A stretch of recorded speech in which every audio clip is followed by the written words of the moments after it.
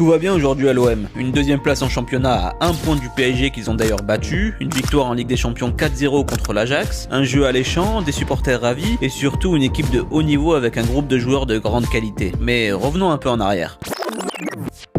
Novembre 2023, l'OM est en crise. Le club connaît l'une de ses pires périodes de sa décennie. Les victoires se font rares, surtout en Ligue 1 où le club sort de plusieurs grosses défaites contre Nice, Monaco ou encore le PSG. Et surtout, l'OM est seulement 10e de Ligue 1 à 2 points du premier relégable et devient la cible de toutes les moqueries. Et dans cette crise, Pablo Longoria, le président du club marseillais, appelle un homme à la rescousse. Et arrive un homme en costume 3 pièces, une figure connue du club phocéen, Mehdi Benassia. Pablo Longoria le ramène à Marseille en tant que conseiller sportif du club avec une mission claire, ramener l'OM là où il doit être, tout en haut, en Ligue des Champions, et surtout que l'OM soit une institution forte et respectée. Du cauchemar à la résurrection, voici comment Mehdi Benassia a fait revenir l'Olympique de Marseille au premier plan. Juste avant, oublie pas de t'abonner, liker et commenter la vidéo, c'est parti.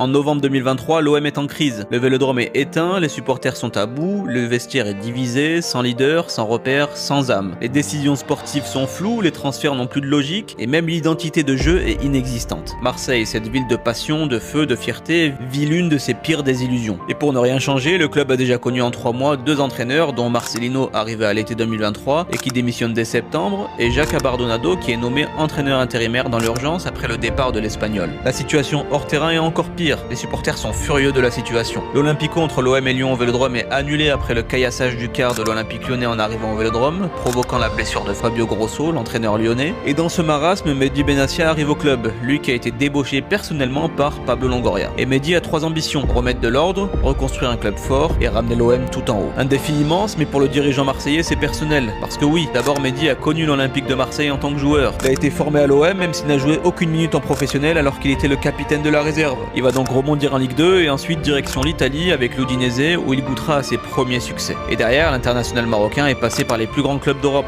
la Roma, le Bayern, la Juventus. Donc oui, Benassia débarque avec un bagage rare, celui de la culture de la victoire. En plus du fait de connaître l'OM, Marseille, sa pression et ses attentes. Quand Mehdi Benassia arrive au club, il observe tout, les entraînements, les attitudes, la communication entre joueurs et rapidement il comprend. Le problème n'est pas que tactique, il est aussi mental. Les débuts sont compliqués, quand il arrive c'est un gros bordel. Il se fait petit, il prend des notes et donne son avis au président Longoria sur la situation. Dès son arrivée, un nouvel entraîneur est nommé par Pablo Longoria, c'est l'Italien Gattuso. Il fera pas long feu parce qu'il restera à peine 2 mois et demi sur le banc de l'OM. Dans le même temps, Benassia et Longoria doivent faire venir quelques recrues lors du mercato hivernal, comme Onana en prêt, Ulysse Garcia, Moubagna ou encore Quentin Merlin. Et les dirigeants marseillais feront aussi venir un entraîneur pompier de service expérimenté, Jean-Louis Gasset, pour tenter de sauver le navire marseillais qui est en train de couler. Et malgré tout ça, l'OM réalise une très mauvaise saison, parce que malgré une demi-finale d'Europa League que Benassia juge même comme irrationnelle d'ailleurs, le club marseillais finira à la 8e place et ne disputera donc aucune Coupe d'Europe la saison prochaine. Durant cette moitié de saison, Mehdi a joué le rôle d'observateur et il a observé des comportements de joueurs qui ne correspondent pas à ce qu'il veut pour ce club, notamment Jonathan Klaus qu'il a affiché publiquement et qu'il accuse de ne pas avoir l'attitude d'un cadre de l'équipe. Il regarde aussi les entraînements et il voit notamment un Aubameyang 34 ans qui s'entraîne 2 fois plus qu'un Vitinha qui a 22 ans, un Bamo Meïté 22 ans qui s'entraîne de la même façon qu'un Balerdi qui est plus expérimenté. Pour Mehdi, ça donne le ton. On est en juin 2024 et Mehdi va enfin pouvoir travailler sur une saison complète. Et il le sait.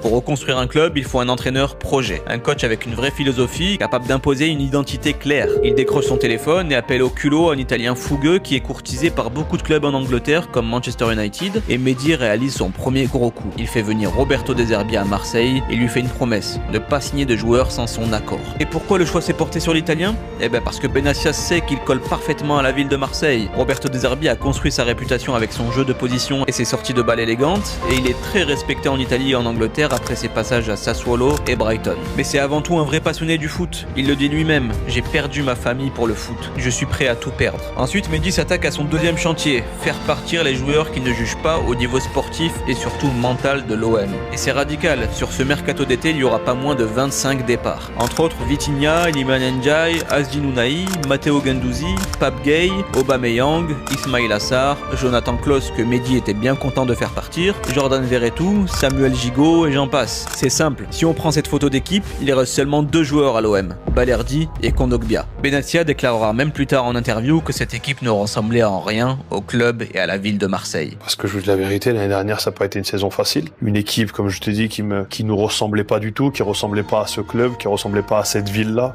Moi j'ai des matchs en tête après Bergame, tu perds à Bergame une demi-finale de Coupe d'Europe, tu gagnes pas un duel, on va où là? Et dans le même temps, Mehdi Benassia va réaliser son premier mercato d'été et donc va enregistrer ses recrues. Et c'est là que l'international marocain va faire parler son énorme réseau parce que oui, je l'ai pas précisé, mais avant de prendre ce poste de conseiller sportif, Mehdi a été agent de joueurs et il a tissé un réseau assez important dans ce monde de la représentation de joueurs. Et puis le fait d'être passé par la Juventus ou le Bayern Munich l'a aidé notamment à se créer un réseau. Donc Geronimo Rulli arrive, Derek Cornelius, Ismaël Koné, Lilian Brassier, Eli Wahi, Jonathan Rowe, mais les gros coups de ce mercato seront Pierre-Emile Højbjerg, que Mehdi a connu au Bayern Munich et qui a une grosse expérience, Adrien Rabiot, international français courtisé par beaucoup de clubs, et surtout Mason Greenwood, la recrue de l'été qui était encore il y a quelques années l'un des plus gros talents du football européen. Le mercato se termine, mais Benassia n'en a pas fini. Il s'attaque à son 3e chantier, la structure de l'OM. Parce que oui, il le dit lui-même, il est passé notamment par la Juventus, un club où la culture de la gagne est omniprésente et où il est commun de rester 5 ou 6 heures dans la même journée au centre d'entraînement. Et par le passé, à l'OM, c'était différent. Il était habituel de voir les joueurs s'entraîner seulement le matin et de les voir l'après-midi profiter du beau temps et d'aller se balader à Cassis ou sur le Vieux-Port. Il va donc créer 2 pôles au sein du club. D'abord, le pôle Player Care. Qu'est-ce que ça signifie? Ce pôle qui est présent dans les plus grands clubs européens est géré par Bob Tari, un ancien athlète de haut niveau, et il a pour objectif d'accompagner les joueurs sur tous les aspects de leur quotidien, qu'ils soient jeunes, étrangers ou simplement en quête de repères. Dans une interview accordée à l'équipe, Mehdi donne un exemple. C'est simple, quand Luis Enrique arrive au club à 18 ans qui vient du Brésil et qui ne parle pas français, il se sent perdu à tous les niveaux. Avec la décision de Mehdi de créer ce pôle, quand un jeune joueur ou un joueur étranger arrive, on lui demande s'il a un préparateur physique à la maison ou est-ce qu'il en veut un, est-ce qu'il a un nutritionniste ou un chef cuisinier,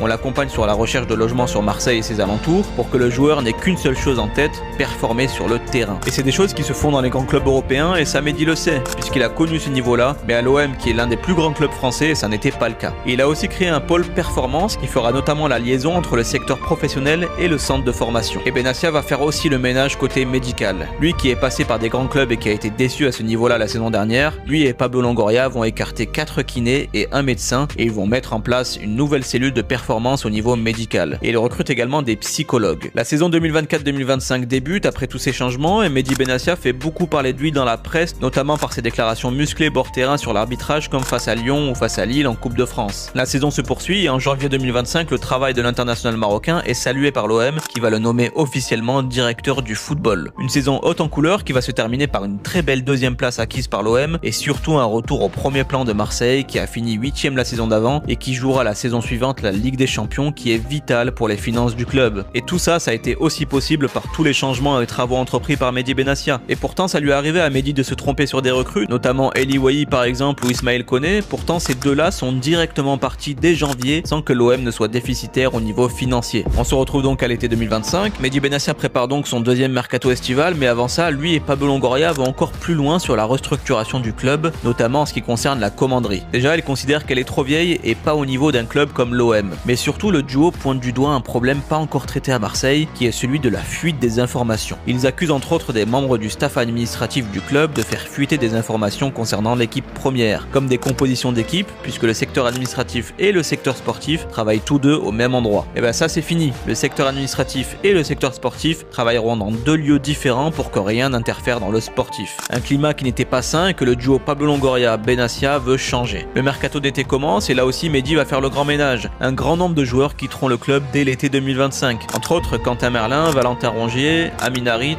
Luis Enrique pour un joli chèque et notamment Jonathan Rowe et Rabiot tous les deux impliqués dans une bagarre après Rennes-Marseille. Et côté arrivée, Benassia va encore impressionner. Igor Paixão, auteur d'une grosse saison avec Feyenoord, Aubameyang qui revient, Angel Gomez, Weah, Facundo Medina et surtout 6 recrues importantes lors des 3 derniers jours, et notamment Emerson, Naïef Aguerd et un champion du monde, Benjamin Pavard. Et sur le terrain, on commence à apercevoir les résultats. Une victoire de prestige contre le PSG à domicile qui n'avait pas battu en Ligue 1 au Vélodrome depuis 14 ans, une victoire contre l'Ajax en Ligue des Champions 4-0. Le travail de Mehdi Benassia prend forme. Le choix de De Zerbi était très bon et colle à la passion de la ville marseillaise. Et en parlant de travail, le dirigeant marseillais travaille énormément et dort même parfois à la commanderie, tout comme le coach d'ailleurs. C'est pourquoi il le dit lui-même, le dirigeant marseillais Mehdi Benassia ne compte pas rester beaucoup d'années à Marseille. avec l'énergie et le temps que ça lui demande. Et pour l'instant il est bien là, décidé à faire grandir l'OM et l'amener encore plus haut, alors profitez-en bien les Marseillais. Merci à tous, n'hésitez pas à vous abonner, liker et commenter la vidéo, ça nous aide énormément. N'hésitez pas à nous dire en commentaire ce que vous pensez des travaux de Benassia, et sur ce, je vous dis à la prochaine, ciao les amis.